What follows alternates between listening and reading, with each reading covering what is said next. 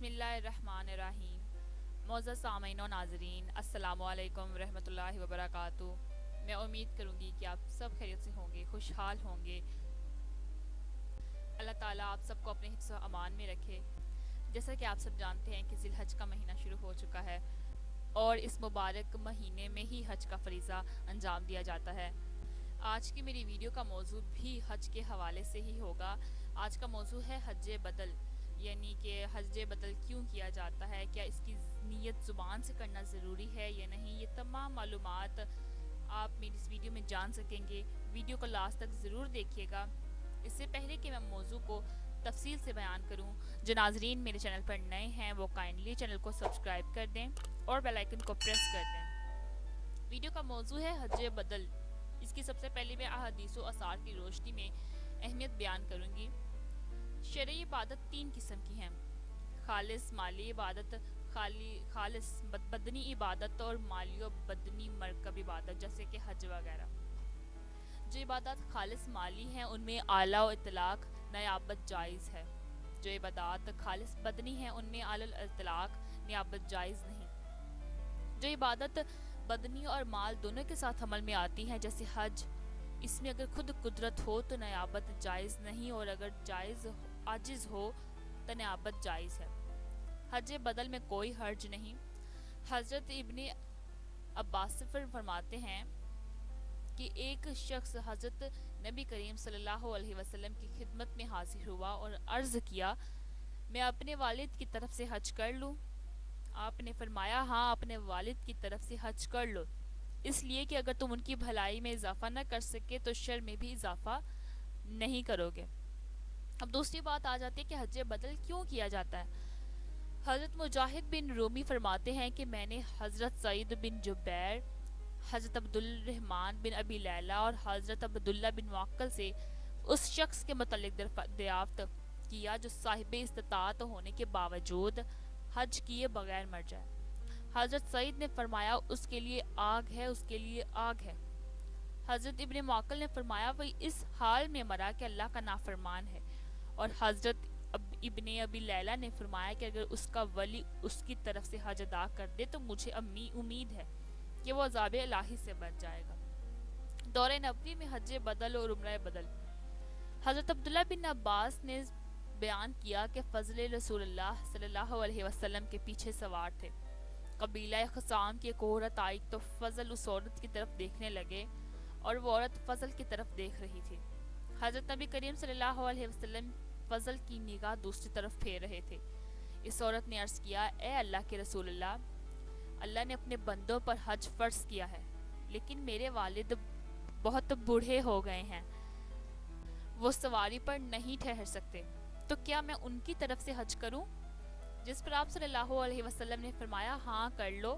یہ حجۃ الوداع کا واقعہ ہے، یہ بخاری شریف میں بھی موجود ہے۔ حضرت ابن باصی سے روایت ہے کہ جہینہ کی ایک عورت حضرت نبی کریم کی خدمت میں حاضر ہوئی اور عرض کیا، میری ماں نے حج کی نظر مانی تھی لیکن وہ حج نہ کر سکی اور مر گئی، تو کہ میں ان کی طرف سے حج کر لوں؟ جس پر آپ صلی اللہ علیہ وسلم نے فرمایا، ہاں، اس کی طرف سے حج کر لو۔ اگر تمہاری ماں پر کوئی قرض ہوتا تو کیا اسے ادا نہ کرتی؟ اللہ تعالیٰ کا حق تو اور بھی زیادہ پورا کیے جانے کا مستحق ہے۔ جو کہ اس کے علاوہ رزین سے، جو کہ بنی عامر سے تعلق رکھتے ہیں، روایت ہے کہ میں نے رسول اللہ سے دریافت کیا، اے اللہ کے رسول، میرے والد بوڑھے ہو چکے ہیں، وہ حج اور عمرے کے سفر کی طاقت نہیں رکھتے، تو آپ نے فرمایا کہ تم اپنے والد کی طرف سے بھی حج کر سکتے ہو اور عمرہ بھی۔ اور یہ چھوٹی چھوٹی روایات یہ تمام احادیث کی کتابوں سے ریفر کی گئی ہیں۔ حج بدل صرف مسلمانوں کی طرف سے۔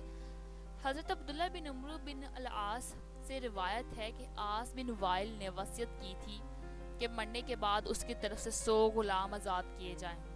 پس اس کے بیٹے حشام نے 50 غلام آزاد کیے اور ان کے دوسرے بیٹے عمر نے بقیہ 50 آزاد کروا دیے۔ لیکن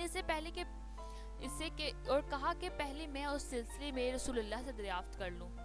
وہ رسول اللہ کی خدمت میں آیا اور عرض کیا، اے اللہ کے رسول، میرے والد نے 100 غلام آزاد کرنے کی ہم کو وصیت کی تھی، میرے بھائی حشام نے 50 غلام آزاد کر دیے ہیں اور میرے ذمہ بقیہ 50 غلاموں کو آزاد کرانا باقی ہے، تو کیا میں اپنے والد کی طرف سے ان کو آزاد کر دوں؟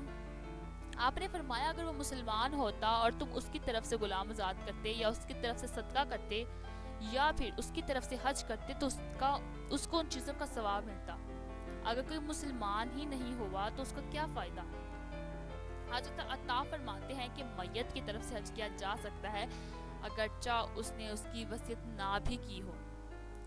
حضرت حسن حضرت عطا رحمۃ اللہ علیہ فرماتے ہیں کہ اگر کوئی شخص کسی طرف سے حج کر رہا ہو اور اس کا نام لینا بھول جائے تو پھر بھی اس شخص کی طرف سے حج ادا ہو جائے گا، یعنی کہ ضروری نہیں ہے کہ ہم زبان سے نیت کریں اور نیت کر بھی لی جائے اور زبان سے نام نہ لیا جائے تو پھر بھی اس شخص کی طرف سے حج ادا ہو جاتا ہے، بے شک اللہ جانتا ہے کہ وہ کس کے لیے حج کر رہا ہے۔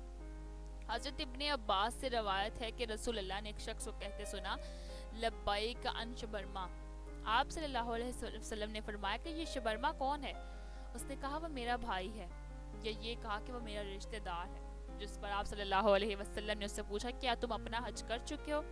اس نے کہا نہیں، تو آپ صلی اللہ علیہ وسلم نے فرمایا پہلے تم اپنا حج کرو پھر اس کے بعد شبرما کی طرف سے حج کرنا، یعنی اس مختصر سے واقعے میں یہ بتایا گیا ہے کہ سب سے پہلے آپ اپنا حج اپنی طرف سے حج کریں، پھر اس کے بعد دوسروں کے متعلق سوچیں یا کسی نے وصیت کی ہو تو پھر اس کا حج کریں، لیکن ضروری ہے کہ پہلے آپ اپنا حج کر چکے ہوں۔ یقیناً میں امید کروں گی کہ آپ کو حج بدل اور اس کی شرائط اور احادیث وغیرہ کے متعلق معلومات مل چکی ہوگی۔ اگر ویڈیو اچھی لگی ہو تو لائک شیئر اور کومنٹ ضرور کیجیے گا اور اپنی قیمتی رائے کا اظہار کرنا مت بھولیے گا، اور چینل کو کائنڈلی سبسکرائب کر دیں، بیل آئیکن کو پریس کر دیں تاکہ اسی طرح کے مختلف معلومات آپ تک پہنچ سکے۔ اپنی دعاؤں میں یاد رکھیں۔ اللہ حافظ۔